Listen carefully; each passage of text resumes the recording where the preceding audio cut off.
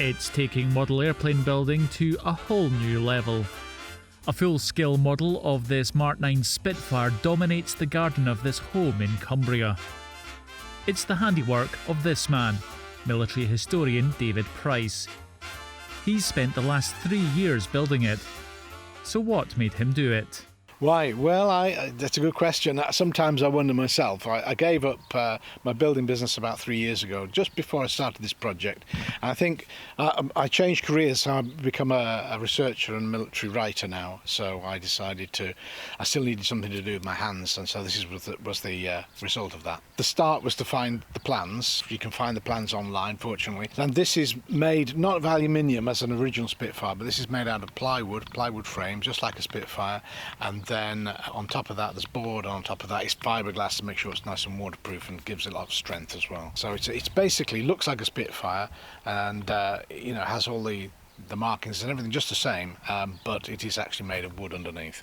David has gone all out on this faithful recreation of one of history's most iconic aircraft, sourcing parts for this model from all sorts of places. There's a whole mixture, particularly for the cockpit, getting original instruments, but also stuff that I couldn't get. I had a friend who was doing some 3D printing, so some of that is 3D printing. And then sometimes it was just a matter of getting objects which were the right shape to start with, and any modeler will work this one out. There's even a baked bean tin in there, I needed a cylinder of a certain size, so it became an electrical rectifier at the back of the cockpit. So it's just a matter of being creative, in that not everything had to function quite the same way as a real Spitfire.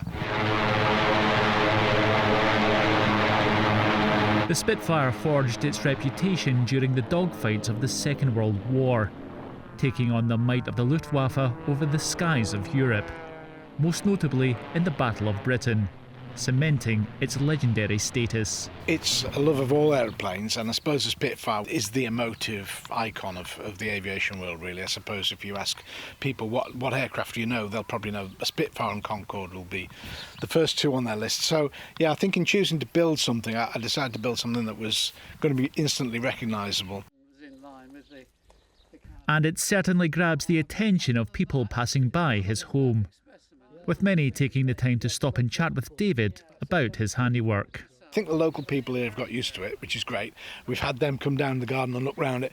But we have a campsite, so sort of Friday afternoon onwards through the weekend, we get a steady procession of people that suddenly stop when they get to the end of the driveway and stare and ask if they can look at it. But that's great. That's all about what it's about. It was absolutely amazing. He obviously didn't land it here. No, but what's a query? So we now know he built it. Yeah. He built it here. So this is quite extraordinary and not quite the sort of thing you expect to see in a ride out in Cumbria.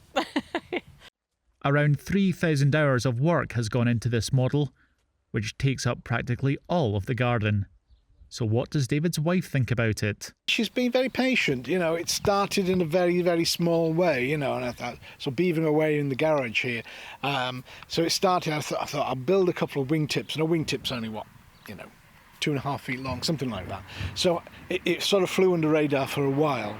But then when the tyres turned up, I bought some tyres, and that was fairly early on, and it was like, well, what are you going to do with those? And so yeah, but she's been very good about it. It has grown on her, and we do have an agreement it's not going to stay in the garden, so she's looking forward to getting her garden back again.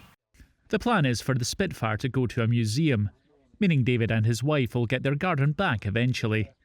It's been a labour of love for him, but would he do it again? Working to full size isn't new for me. It's something that has been going on for years, but to actually create something completely from scratch is that was kind of it's a new thing to me, and I'm sure I'll do it again, kind of once bitten, twice shy, as they say. David Civils McCann, Forces News, Coat Hill in Cumbria. If you enjoyed this video, like and subscribe to our channel.